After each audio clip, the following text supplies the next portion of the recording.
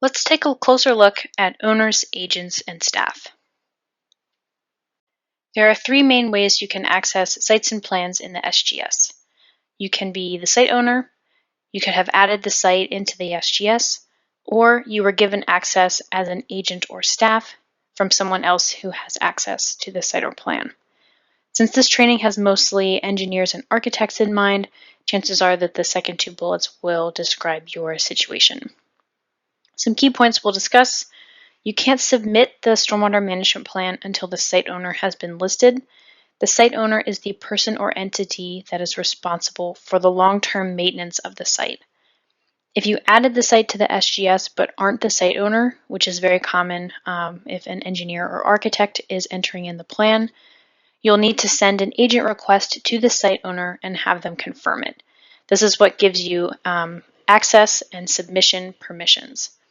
In the next section, I'll go over this in more detail. Let's talk a little more about the difference between agents and staff. Agent relationships are generally set up between people at different agencies. Agent relationships can give either site-specific access or access to all the site owner's sites. And SRC-related permissions can be given through agent requests. Staff generally are all within one organization. All staff listed under the organization account will have the same site and plan access and permissions, and SRC-related permissions aren't able to be given through staff. Here's how owner and agent relationships determine plan access in the SGS. As a project engineer, you create a site record and enter a stormwater management plan into the SGS. During this phase, you have full access to the site record and can edit the plan as needed, but cannot submit the plan if no site owner is listed. When entering your plan, the site owner needs to be identified. The site owner must set up an SGS account. When the site owner is identified, DOE will connect their account to the site record in the SGS.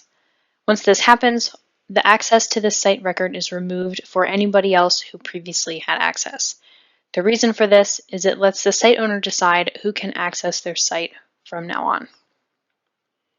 The project engineer's access to the plan can be restored when the site owner designates the engineer as an agent. Often, site owners will own or manage multiple sites. Per agent request, site owners may choose to give an engineer access to just one property or to all of their properties. Next, we'll explore in more detail the distinctions between owners, agents, and staff. Now we'll add in staff to the mix. In reality, with large projects, it isn't always practical for the true owner to be involved in the day-to-day of the permitting process. In these scenarios, the owner can designate a member of their staff to manage their organization's account, thereby providing this manager broad permission to act on the site owner's behalf. This manager can, in turn, provide staff within their organization access to all the organization's projects. The organization account manager can add other firms or companies as agents to give them access to the plan as well. Agents can then assign their own staff to specific projects as needed. I wanted to take a second and show you where the agents and staff instructions are. Like the others, they're listed under the Instructions tab. Now we're going to go over how to actually submit an agent or staff request. From the home screen, click the Erosion, Stormwater, Green Area Ratio, and Floodplain button. Next, click Agents and Staff. From here, you'll be able to do all your agent and staff related processes. You can add an agent here, request to be someone else's agent here, or if you're an organization account manager, you can click here to add staff. In this case, we're going to assume the user is an engineer working on behalf of the site owner, so we'll click Request to be an agent to request to be an agent of the site owner. Remember, if you're the engineer or a related professional, you are the agent for your client. Your client is not your agent. If you're requesting to be an agent for someone, enter their email in the email field. This is the only field that's required. Make sure that the email matches the email that the site owner uses to log in, otherwise the request will not work because it will not go to the right account. Both people, so the person sending the request and the person receiving the request, will need to have an SGS account. When you save, the request gets sent, the other person will get an email notification and can log in to confirm the request. Now we'll look at this from the perspective of a site owner who has received an agent request. After the site owner logs into the SGS, they will see this My Pending Actions report. This contains many types of actions, including agent confirmations. Under the action Approve Agent Requests, they will click Take this action. On this screen, the site owner will select which level of access to give to the agent. You must either give access to all of your sites or to a specific site. And just a quick note, if you're already an agent for someone, so if you are the engineer for a site owner and you're adding a sub-agent for yourself, you can give only site-specific access, not bulk access to all of your sites. To complete this task, the owner must click Confirm. When confirming an agent request, you must select a level of access.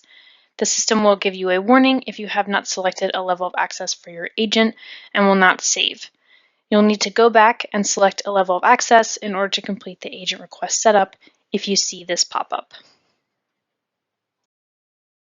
Once you confirm agent access, you might also see this screen. This happens if the site does not yet have an owner assigned to it. If you are the engineer, please ask your client to make sure that they complete this step, otherwise they will not be listed as the site owner. Clicking this button will automatically list the owner as the site owner in the SGS.